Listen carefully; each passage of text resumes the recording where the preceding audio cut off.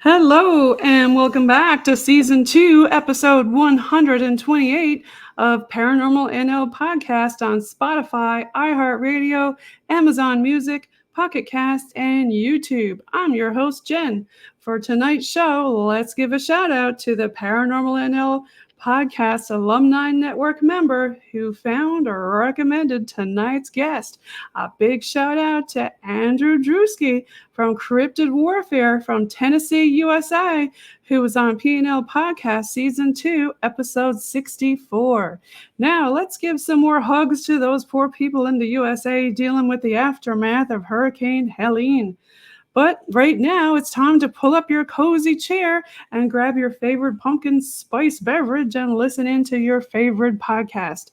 Paranormal NL Podcast is a place where the people of Newfoundland and Labrador, Canada, and anywhere else in the world can share their paranormal experiences. PNL Podcast also believes in supporting people, places, and things to promote paranormal tourism and paranormal networking all over the world.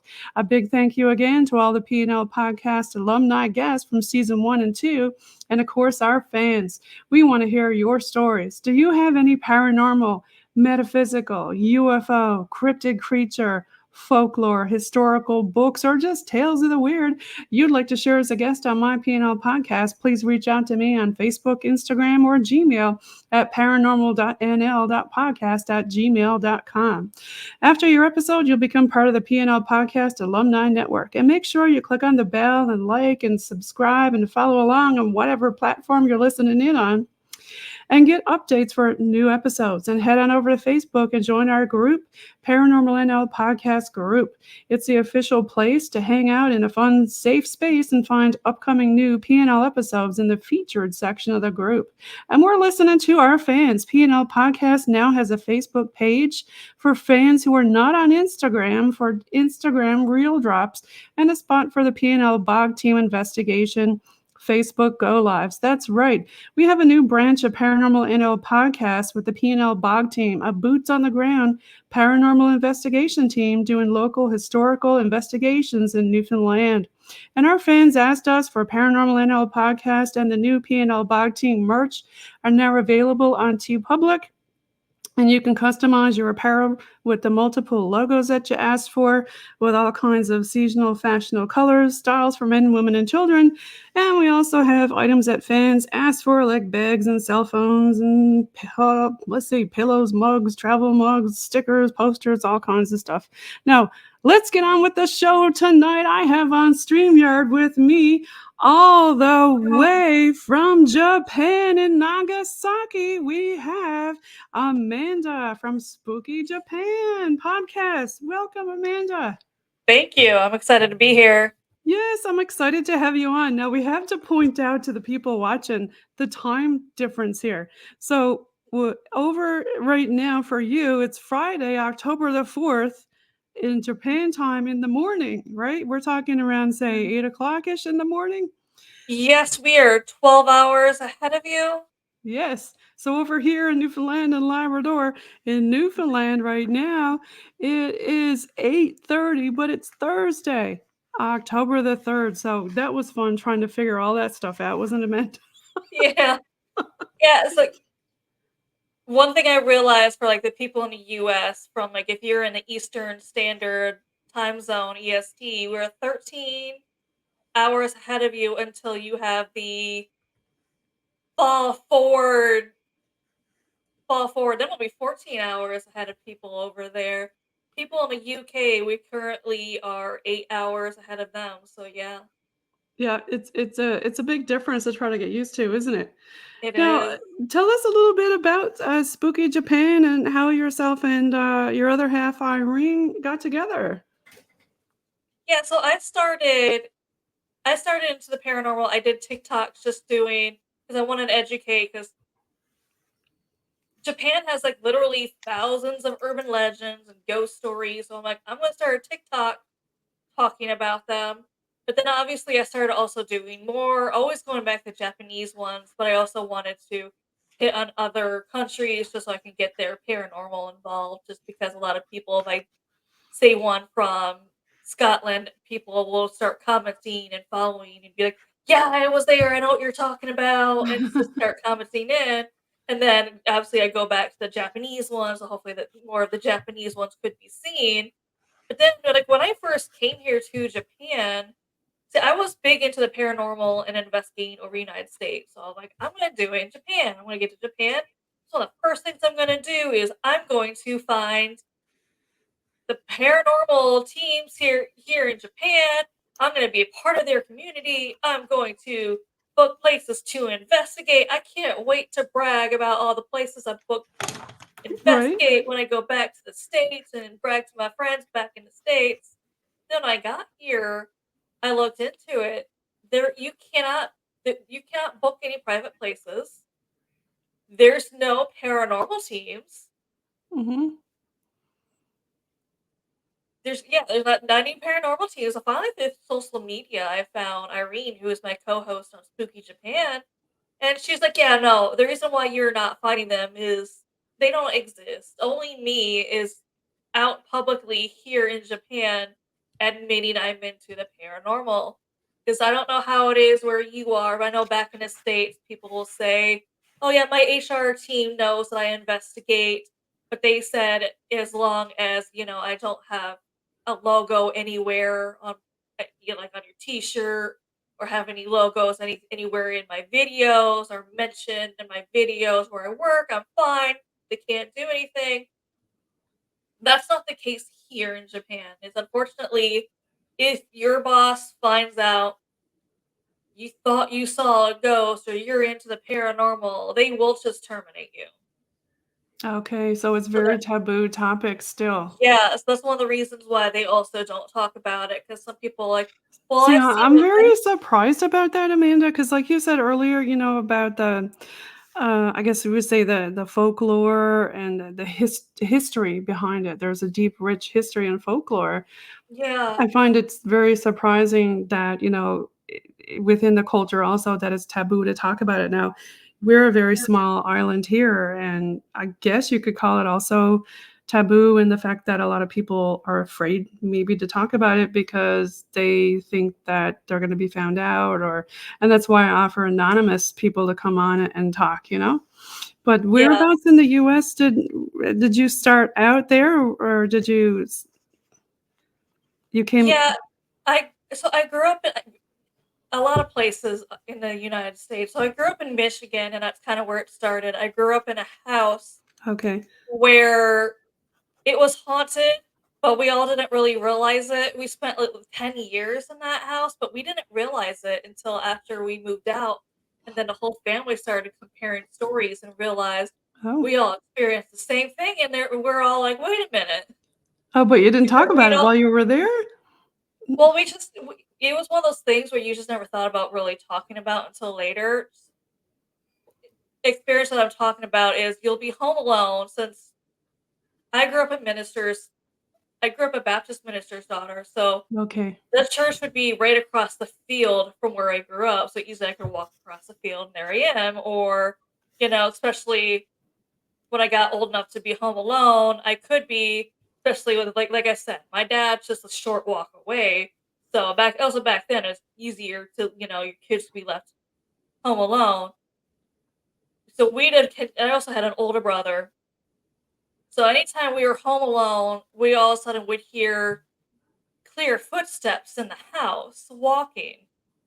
Like we'd actually hear someone walking in a house going down the hallway. Now we knew at the time I'm supposed to be home alone. If someone come home early, did my brother come home early? And then, we just get up and see, and we'd walk around the house. No one would ever find anyone. So we just like, okay, I thought nothing of it. And it's just it happened with everyone in the house. So once it was brought to our attention, we were like, wait a minute. So you're Everyone like, "Oh, it happened to experienced. you too." Yeah, it happened Okay. quite often, but for someone, it's one of those things where you never really thought about. Right. I don't know why we never thought about it, but we just never thought about it. It's just one of those things where we're like, okay, maybe I heard something that sounds like footsteps.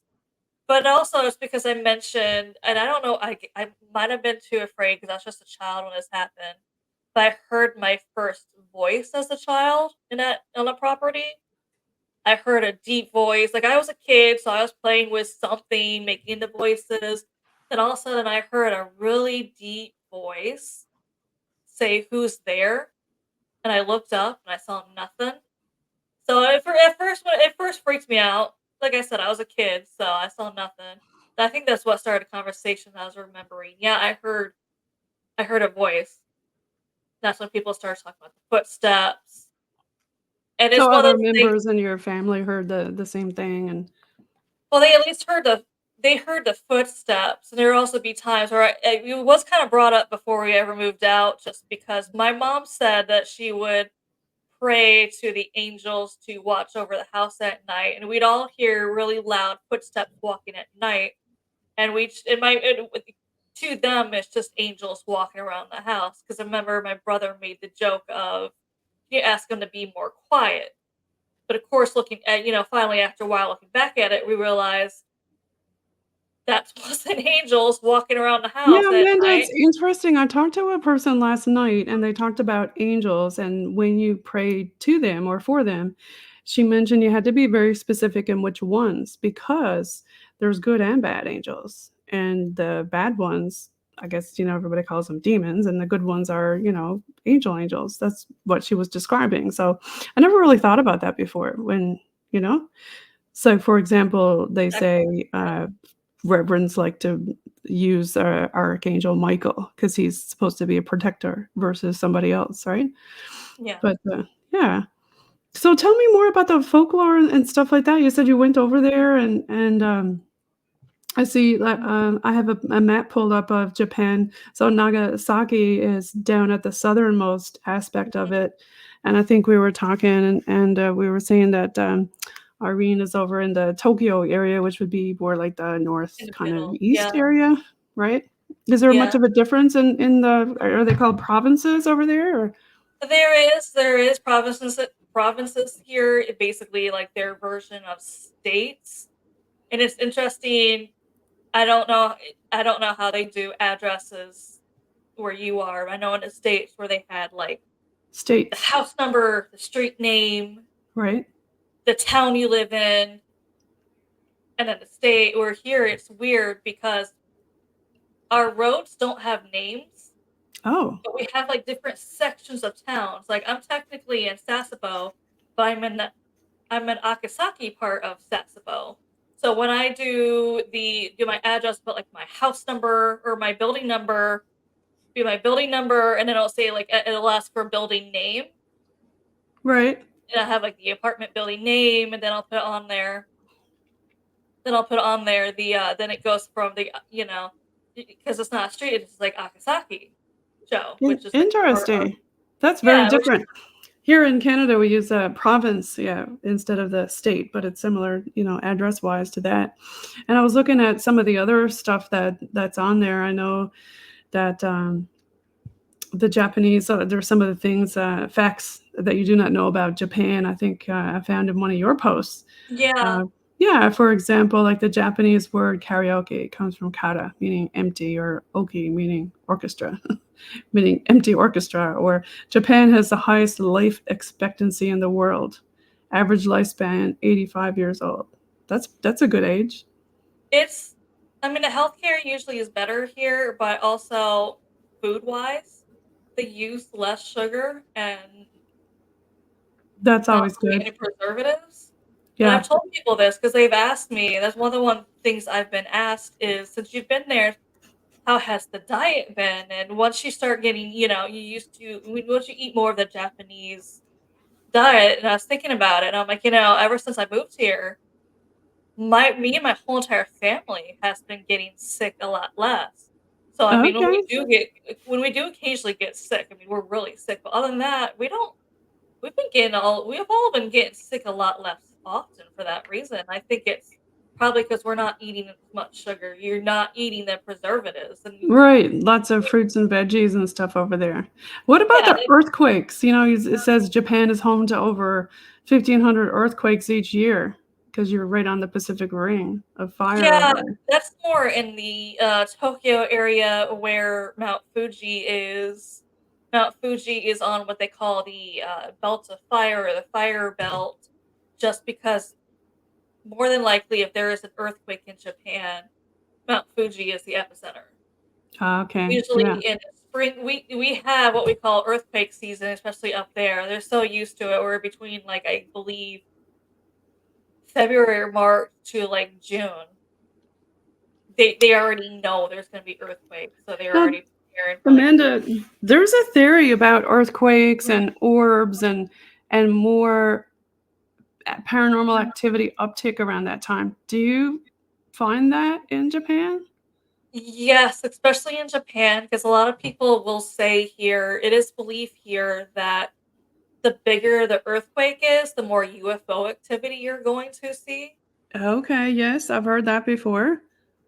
So a lot of people tend to, especially when the bigger ones, they'll be looking in the sky trying to find some. And I think that also goes with the theory is I know some people believe that UFOs, some people believe some of the UFOs are in our Earth, some people believe they're in our waters. So they could be around the Mount Fuji area too. They also could be in the water. So if there's an earthquake, that also makes sense why they're in the air during that time. Does Japan have like a MUFON type of thing similar to the US? I think there is one. We don't actually. Nothing is big here, paranormal wise. There is a Facebook group, kind of similar to it, that I was invited to also, where people post pictures of what they believe is UFOs. And I actually like it more than the ones in the States, just because there's everyone is more respectful. You don't have the people in the comments like this is clearly fake. So people are more supportive in it, and that's one thing I do love more.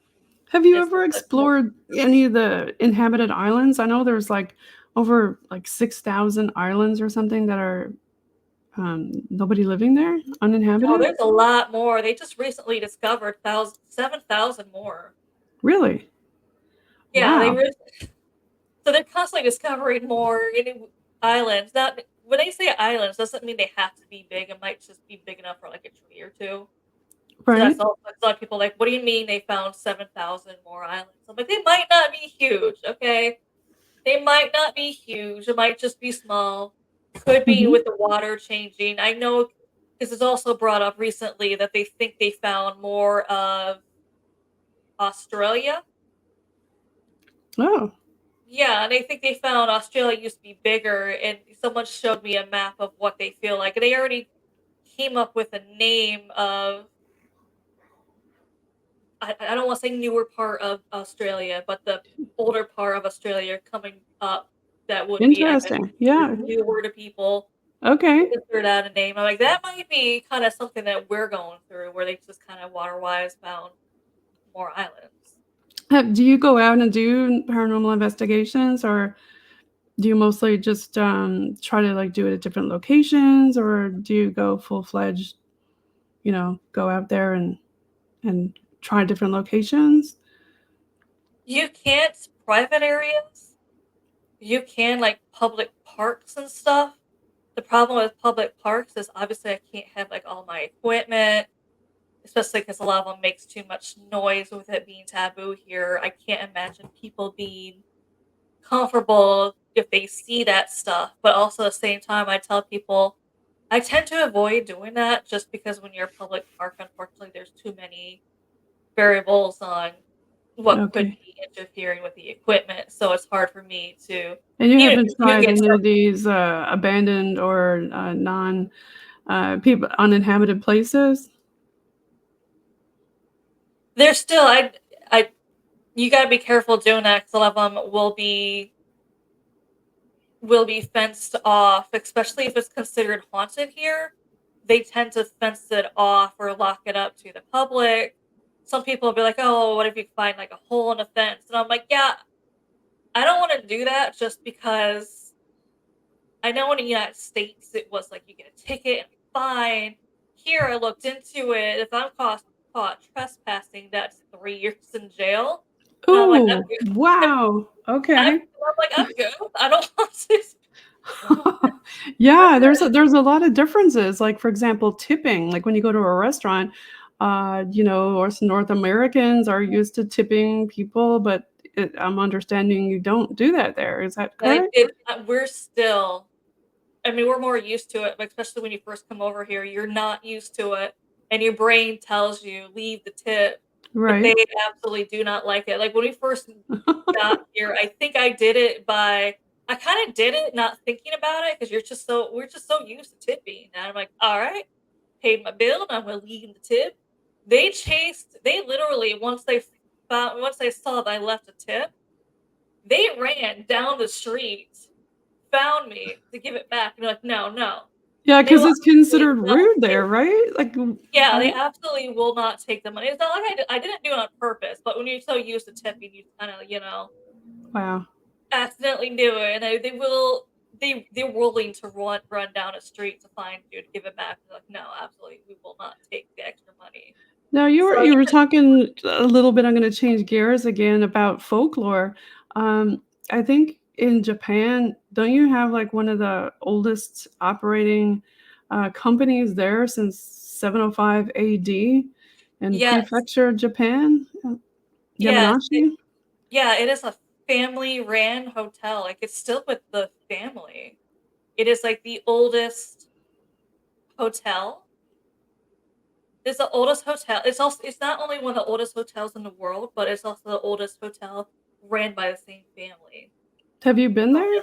Yeah, and I think Yeah. it's on my list of places I want to see just because of that history alone. I feel like I should be staying there because, yeah, it was when I looked into it, it said oldest hotel, but also oldest hotel ran by the same family, and I'm like, Wow. that is amazing. There is a That lot of family-ran businesses, but also one of those that never that never sold it, and it is very common for that to happen, but especially, like, from what I've heard, so if and you were in the hotel, Amanda, you could do a little investigation in there, I right? probably would, yes. Like, I just gotta make sure nothing is too loud for anyone else to hear. The only thing Right. with it being that old is I don't know how soundproof the rooms are, so I'm trying to be very respectful of people, making Yes. sure, especially with paranormal not being a thing here, I'm like, I don't Yeah. need want to make the locals Right, uncomfortable. yeah, you don't wanna get the locals upset, that's for sure. Yeah. And is there any experiences that you had there that stick out in your mind or anything? I am so much more used to shadow figures now. It's just standing Oh, and staring at you. Like, I've seen the most shadow figures here in Japan than I really? ever had my whole entire life anywhere else. And they did not only usually when I also saw a shadow figure before, they'll be like in and out real quick, or you don't notice it until you see a picture of, it's in your picture here. They don't care. They will stand and stare at you. The Hmm, first time it happened, I was walking my dog, and I saw a shadow figure on the other side of the road standing and staring. And I'm looking around at first, and I'm just like, is this real? Have I lost it? Because I'm not used to shadow figures just standing and staring. right. But then my dog at the time reacted how she does anytime she saw a new person, where she has to go give them the sniff and, see if they want to pet her, because she still believes everyone was put on Earth to pet her. So she wanted to go say hi. She's trying to drag me over there. I'm like, "All right." Did she come with I you from the US, your doggie? Yeah, yeah, I brought her over Yeah? here. I Okay. couldn't leave her. But she was reacting like she saw this person too, like she does when she sees people. So I'm like, "All right, my dog sees it." Yeah, they say Of course animals know, for sure. They have, a better vision than we do. They can see in, a lot of, different, dimensions and things that we can't see and hear, of course. So what do you think? What did your dog do? It went up to it?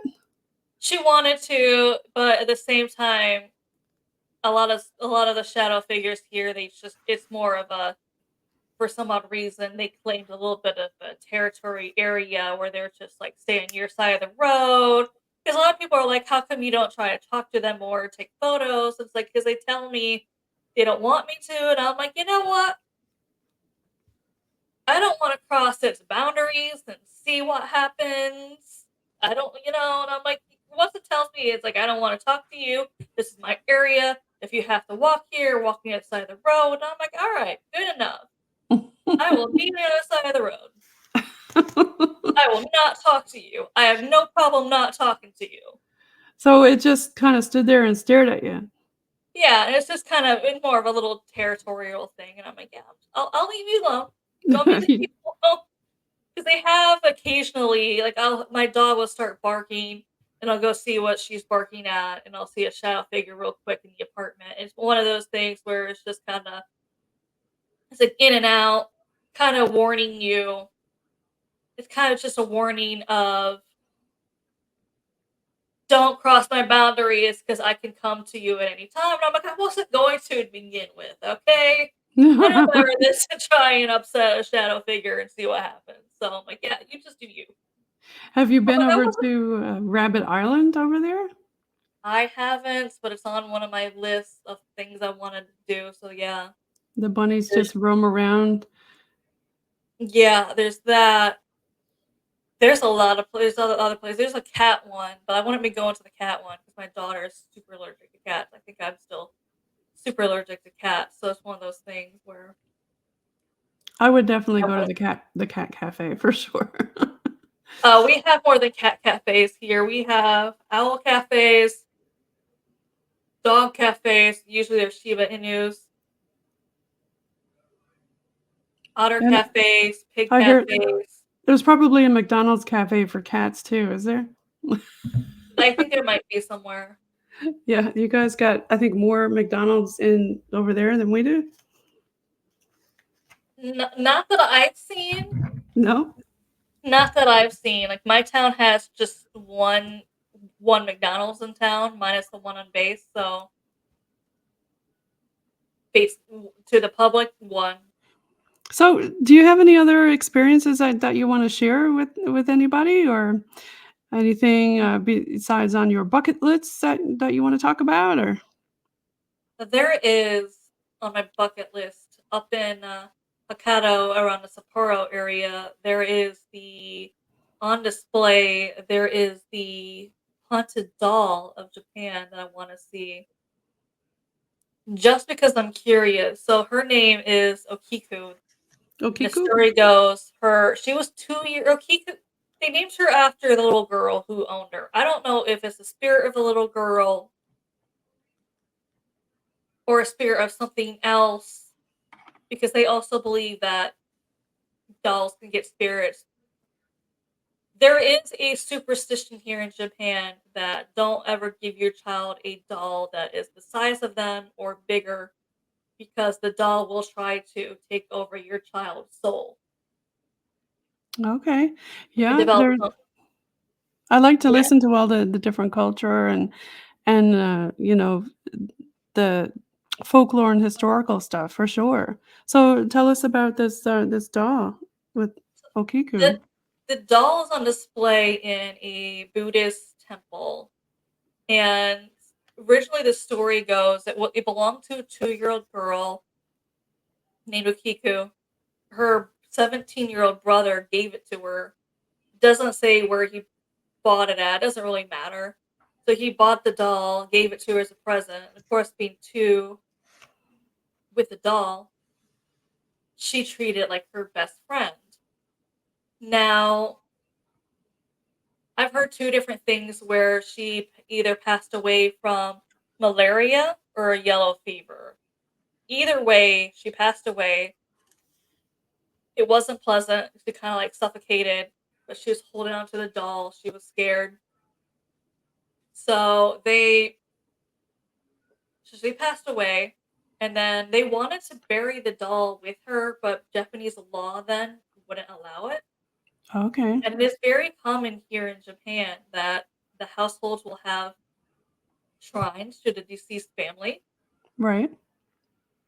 So they had her shrine, and they said every year on her birthday, and on her birthday, and also the anniversary of the day she died, paranormal activity in our house would pick up. Like, they'd hear knocking, they'd hear noises, things move. It was just stuff like that. A lot of people think, well, maybe it's because they kind of picked I don't know if it was actually more haunted then. Someone else said maybe they just thought that because they're thinking of her on her birthday and the day she died, and that's when they kind of noticed it more. Right. I don't know, obviously because the skull's old, so. Hmm. Have you noticed a lot of other different differences that stuck out in your mind culturally, or from the East versus West? There is a there's a lot of different cultural things here that revolve around the deceased, like the way you eat. You Okay. can't eat a certain Hmm. way. Like here, you eat some rice, you get a bowl of food. Let's say you need to step away for a minute. You can't stick your chopsticks in the food and walk away, because if you put chopsticks in the food, it's they'd only do that for like funerals or when they're offering a meal to the dead. So if you're in a Oh, restaurant and you like, oh, I need to step away for a moment, and you keep the chopsticks in the bowl, you're gonna get some looks, just because okay. that's their way. To them, that's their. It's they only do that when they're offering the meal to the dead. So that's Okay. you're gonna get looks. You Okay, have to that's actually, good to know if you're visiting. A lot of yeah, people are unaware of these practices before they go visit. I know a lot of people are out since quote unquote COVID is over. I don't know how over it is. I think it's I don't know, I'm going to get into politics, but but yeah, it's good to know. I feel like every time I look on the news, there's a new variant. Right? Yeah. So, did you find anything else when you were there, from a paranormal standpoint that you wanted to point out to people who are gonna go visit? Or do you recommend any particular places for, tourists to go visit? There is, I know a lot of people. I mean, Mount Fuji's haunted. A lot of people don't even Mount visit Mount Fuji? Fuji itself, but they'll get a hotel room that Mount Fuji is right behind. Mount Fuji, like they can see Mount Fuji from their hotel room, and they say they'll have a ghost story just from that. It's made Mount Fuji has made some skeptics into believers, even if your hotel room just views it. Some people have, like I said, ghost stories that made them believers from it. Is that the place, you guys are you the ones who had the haunted forest where if you go in there, it's reported that you don't come out and there's signs posted, "Don't go in there," and Yeah, that forest is right underneath Mount Fuji. It's to keep it social media friendly, the unalived forest. You know what I mean? Keeping it right. social media friendly, which it's weird to say that, but I think everyone knows what I'm talking about. That is down in Mount Fuji. But Okay. what's interesting in that is, yes, a lot of it is unfortunately where a lot of people go to, and their pain. I guess Right. the best way to put it. Right. And it's weird because a lot of trees will grow not straight up, but in either angles or like zigzags, or they might, do a loop and then grow up. And even scientists don't know why they're just growing in different angles and weird stuff like that. And also there bugs. You won't find bugs there in that part of the forest. You won't That's find strange. animals, no snakes. You won't hear birds. So there's Very definitely something off about that part of the forest. A lot of people think because it's on like some kind of like ley line, maybe that's why I put out some frequency. But what's funny is because I also get videos, obviously, of people from over here in Japan that people in Japan have posted. So I'll see the pictures of people of the locals up there who will be like, yeah, well that part of the forest is not good. However, this part of the forest we hike almost daily when we can, because it's the exact opposite, where it's the most serene place you've ever gone. You just feel so peaceful when you walk through it. And they're like, the locals know when you go down this path, you find this tea. Don't go to the left. That's going to the part of the forest you really don't want to. be in. Go to the right, it stays nice and peaceful. So it's definitely what people say, like the yin and yang kind of thing. It's so weird. Where there's Okay. it's almost the exact opposite in that other part of the forest. Interesting. So you haven't been there yet? I haven't, but I think I'm going to be there probably next summer. Oh, wow. You have to tell us about how it goes when you go Yeah. there. Any other places that stick out in your mind for people to go visit in Japan? Paranormally? There's a lot besides. Okay, so that doll I was talking about, the reason why I also want to see it, and the reason why it's also in a Buddhist temple is so obviously paranormal activity was picking up around there, but this is what's special about this doll. Out of nowhere, so originally her hair was shoulder length, like a shoulder length bob, and then they see that her hair, and then one day the family noticed her hair was no longer at that length. It was down to the middle of her back. Oh, So for some odd reason, after this little girl passed, this doll's hair started to grow. And it still grows to this day. And the Buddhist monks there at this shrine or at the temple has said like she has visited them and she's just kind of, I don't think it's ever been malicious, kind of this is what I'd like done on my list of things when you take care of me. I'd like a hair trim. okay. But what's interesting about that doll is, so the family still kept the doll, took care of the doll, hair growing. That's weird. They never did figure out like why the hair is growing? No, so they don't know why. They Like never I like said, it's still opened up growing the to this doll or day. something and looked at it? After 20 years, so after the family had it for up to around 20 years, but they were moving. They had a fear that if they moved away and took the doll, if they took the doll away from where it was originally, they're afraid its magic would disappear. Oh, So they went to the local Buddhist temple and they kind of, they see if they would take it. The Buddhists said that the monks told them that, yes, we've actually heard stories about this doll. There are people in town, so we're excited to get it. So they took it. They they take care of it. And what's weird to this, like I said, to this day, its hair grows. But what's more interesting is now, for some odd reason,